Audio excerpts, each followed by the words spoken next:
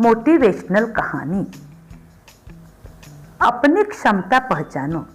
दोस्तों नमस्कार, आप सभी का स्वागत है।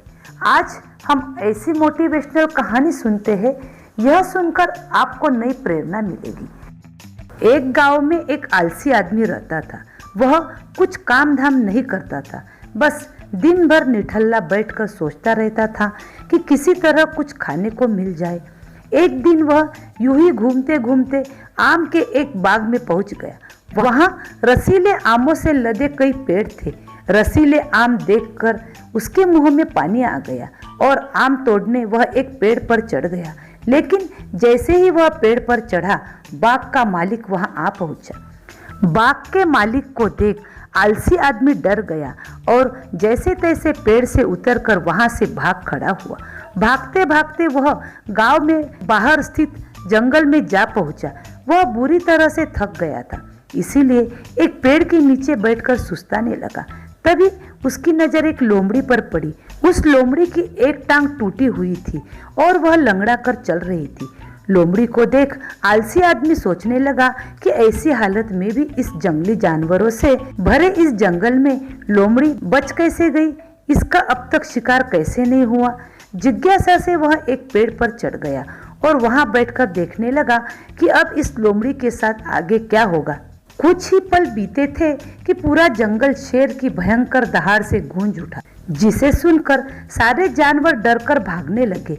लेकिन लोमड़ी अपनी टूटी टांग के साथ भाग नहीं सकती थी, वह वही खड़ी रह गई। शेर लोमड़ी के पास आने लगा। आलसी आदमी ने सोचा कि अब शेर लोमड़ी को मारकर खा जाएगा, लेकिन आगे जो हुआ वह कुछ अजीब था।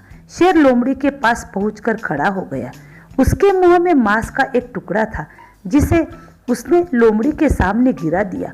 लोमड़ी इम्तिनान से मांस के उस टुकड़े को खाने लगी। थोड़ी देर बाद शेर वहां से चला गया। यह घटना देख आलसी आदमी सोचने लगा कि भगवान सच में सर्वे सर्वा है। उसने धरती के समस्त प्राणियों के लिए, चाहे वह जानवर हो या इंसान, खाने पीने का प्रबंध कर रखा है। वह अपने घर लौट आया। घर जाकर वह 2-3 दिन तक बिस्तर पर लेटकर प्रतीक्षा करने लगा। जैसे भगवान ने शेर के द्वारा लोमड़ी के लिए भोजन भिजवाया था, वैसे ही उसके लिए भी कोई ना कोई खाने पीने का सामान ले आएगा। लेकिन ऐसा कुछ नहीं हुआ। भूख से उसकी हालत खराब होने लगी। आखिरकार उसे घर से बाहर निकलना ही पड़ा। घर के बाहर उसे एक पेड़ के नीचे बैठे हुए बाबा दिखाई पड़े। वह उनके पास गया और जंगल का सारा वृत्तांत सुनाते हुए वह बोला, बाबा जी, भगवान मेरे साथ ऐसा क्यों कर रहे हैं? उनके पास जानवरों के लिए भोजन का प्रबंध है, लेकिन इंसानों के लिए नहीं। बाबा जी ने उत्तर दिया, बेटा, ऐसी बात नहीं है। भगवान के पास सारे प्रबंध है, दूसरों की तरह तुम्हारे लिए भी। लेकिन बात यह है कि वे तुम्हें लोमड़ी नहीं शेर बनाना चाहते हैं। दोस्तों, हम सबके भीतर क्षमताओं का असीम भंडार है, बस अपनी अज्ञानतावश हम उन्हें पहचान नहीं पाते और स्वयं को कमतर समझकर दूसरों की सहायता की प्रतीक्षा करते रहते हैं। स्वयं की क्षमता पहचानिए, दूसरों की सहायता की प्रतीक्षा मत करिए। इतने सक्षम बनिए कि आप दूसरों की सहायता कर सके। दोस्तों, आशा है आपको यह कहानी सुनकर निश्चित ही प्रेरणा मिली हो।